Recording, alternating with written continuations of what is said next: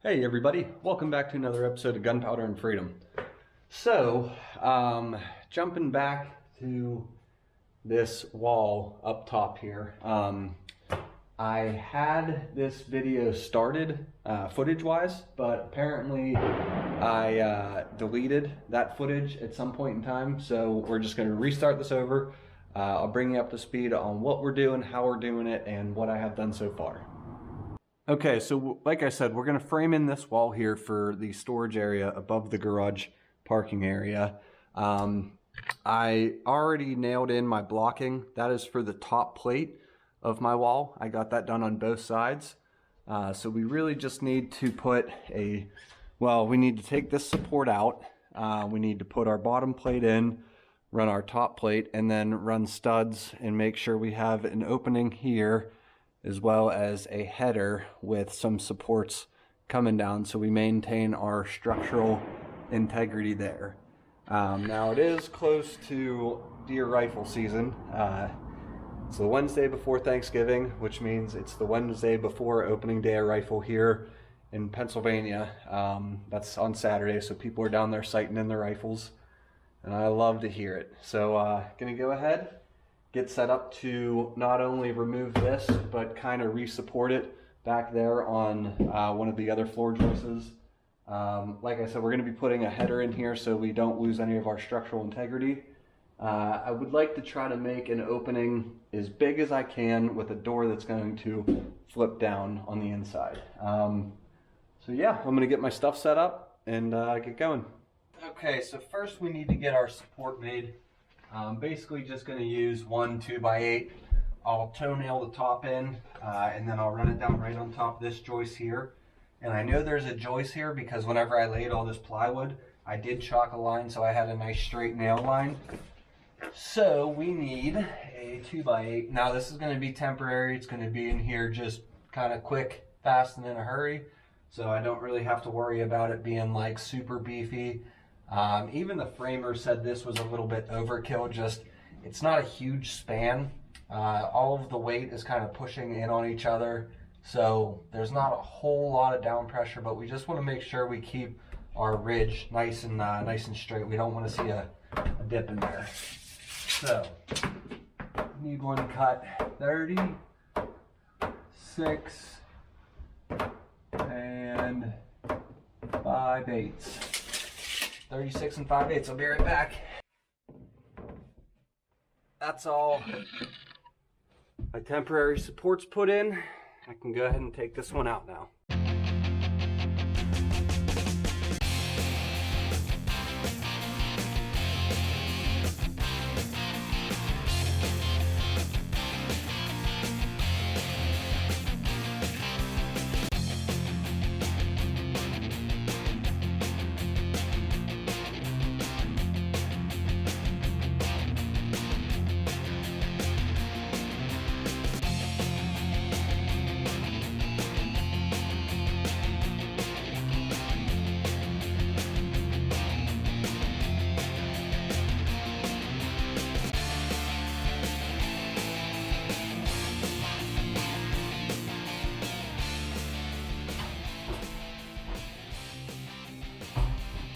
Okay, tool belt, check. So now we're going to be framing this wall in a 2x6. That way I can insulate it whenever my mini split unit's running, pumping in either heat or air conditioning, whatever. We're not going to lose a bunch of that through this wall. So I want to make sure this is up to code for an exterior wall because frankly, we're not insulating any of the rafters up here. I'll be insulating the floor joists here, but I want to make sure all the heat stays in the area that we're actually going to be using regularly. So I'm going to take a measurement for my bottom plate, and then we'll take a measurement for the top plate, do stud layout, get this, hopefully get this one checked off the list today. That would be sweet.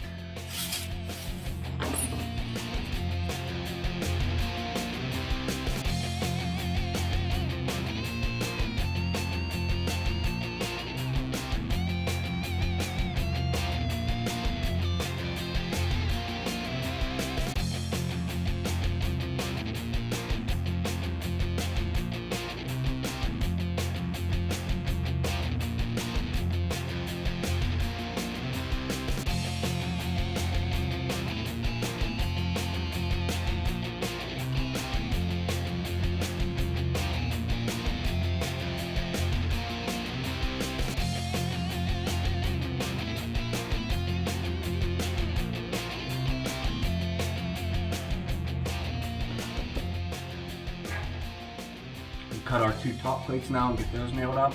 Now before I took this off, I checked this center beam, made sure that was nice and plumb, and made two marks there, one there and one here. That way there wasn't any, guessing or measuring or, trying to plumb this while I'm holding this top plate. I know it starts down here, the edge of this plate, and there's the outside of the top plate here.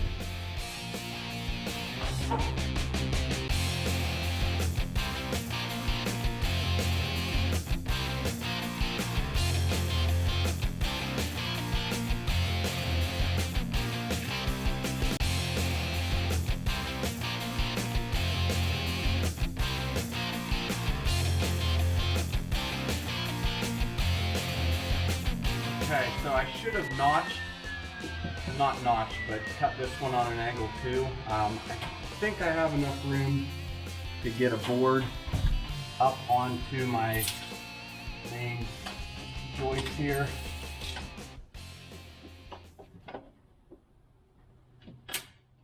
Yeah, I think I can make that work.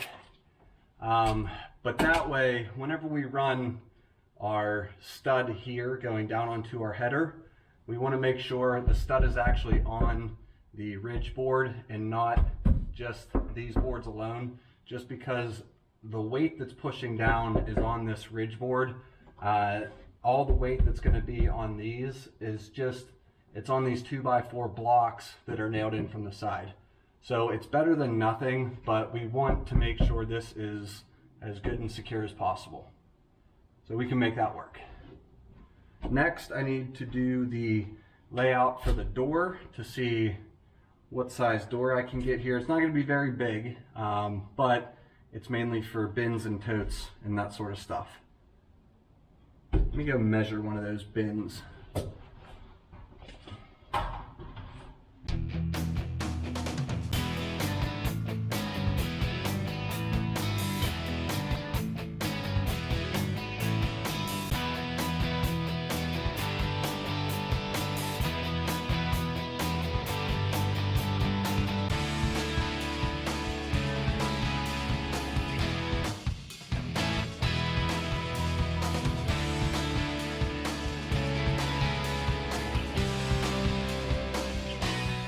Went with a 3-foot door opening. Now that puts my door jacks out here, bottoms here, tops here.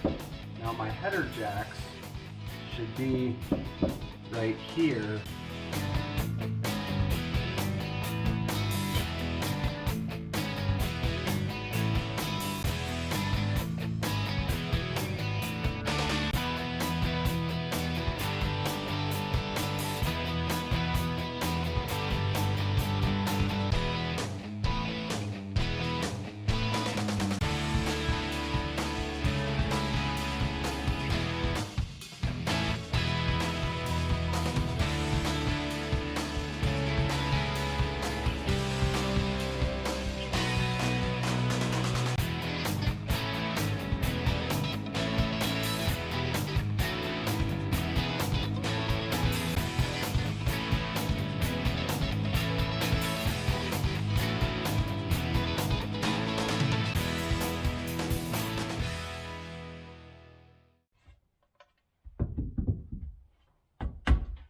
Oh, perfect. Didn't have to do any adjustment cuts at all. Just kidding. I had to kind of trim it a little bit, and we don't really want any gaps on either sides of these. We want this plate sitting pretty flush on the edge of this board as possible. So now that I know this one fits really nice, I'm going to go ahead and trace it and make two more.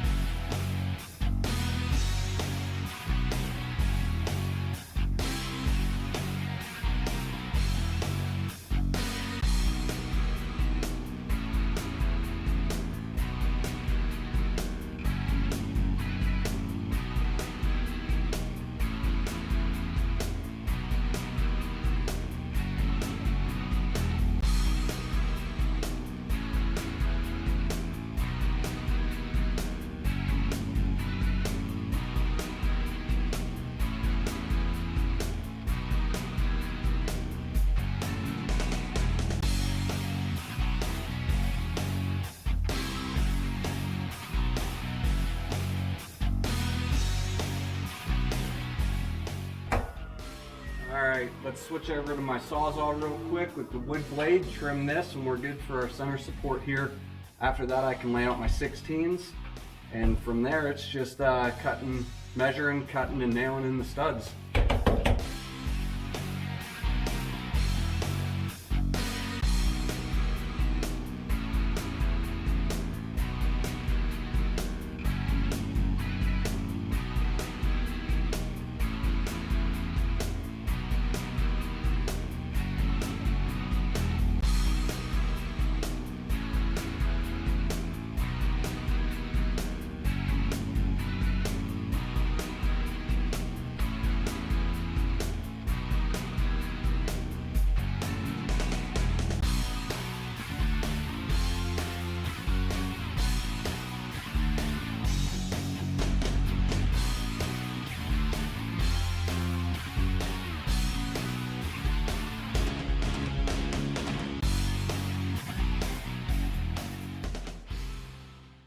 Okay, the last thing I have to do is to cut this bottom plate out. Now, if you're wondering, don't I need something to attach hinges to? Yes. I am going to put a piece of 1x4 down here. That way that'll have something to butt to. I'll have, you know, some smaller hinges, because basically this door is just going to flip right down, land on here. And I might actually just take like a piece of 3/8 or something, whatever my distance is going to be on the bottom of that door up. That way when that door opens, it's completely level and solid. It's not tilted with some air, you know, on this side. So when I step on it, you know, goes down and breaks. So that's the plan. I'm going to cut this out, and that might do it for today.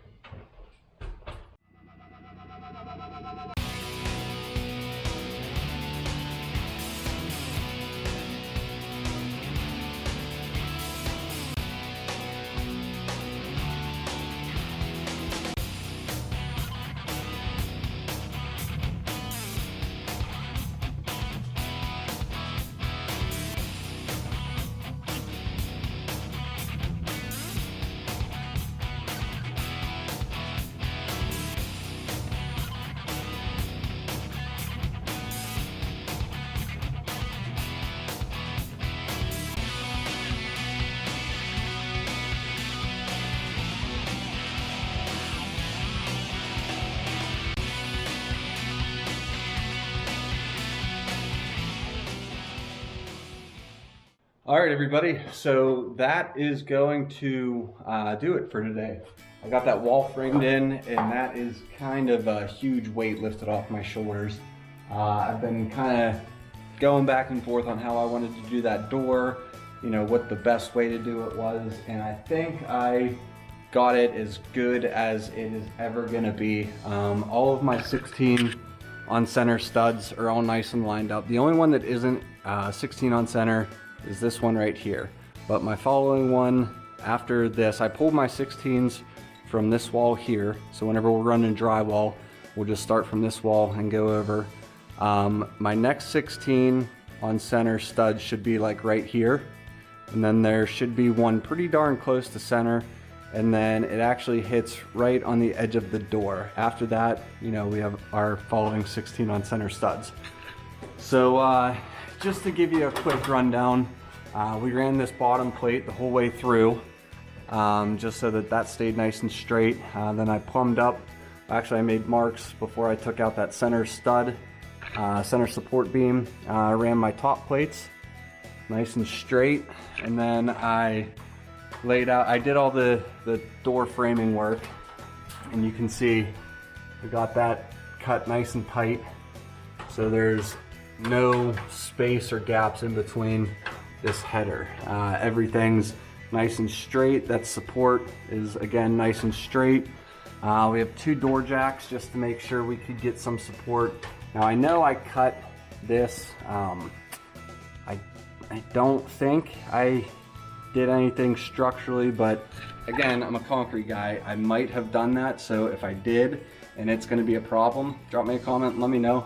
I'm calling my one framer friend right now. I'm gonna send him some pictures just to make sure I didn't screw anything up too bad. So other than that, I think this went pretty smooth.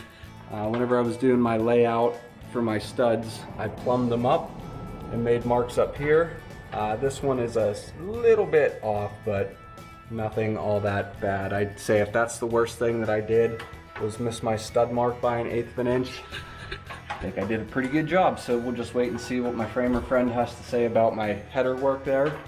And yeah, got a little bit of cleanup to do, and then we can go ahead and get this Thanksgiving holiday started. Now, like I said, it is the Wednesday prior, so by the time this video comes out, we are going to be past Thanksgiving, but I want to wish everybody a happy belated Thanksgiving. If you haven't done so already, why don't you jump on over and like us on Instagram, as well as, before you do that, hit the like and subscribe, and then check out our store on Etsy. I'm going to be running some sales here on some of the merchandise, as well as coming out with some new hats and t-shirts, and I got a bunch of stuff in the works. So thank you guys for the continued support. I hope you're enjoying the mix of content that I'm starting to put out now. I know this year has been a lot of building this, but I'm having fun with it. I hope you guys are enjoying watching this process and enjoying everything else. So happy belated Thanksgiving. Have a great day, everybody. We'll see you next time.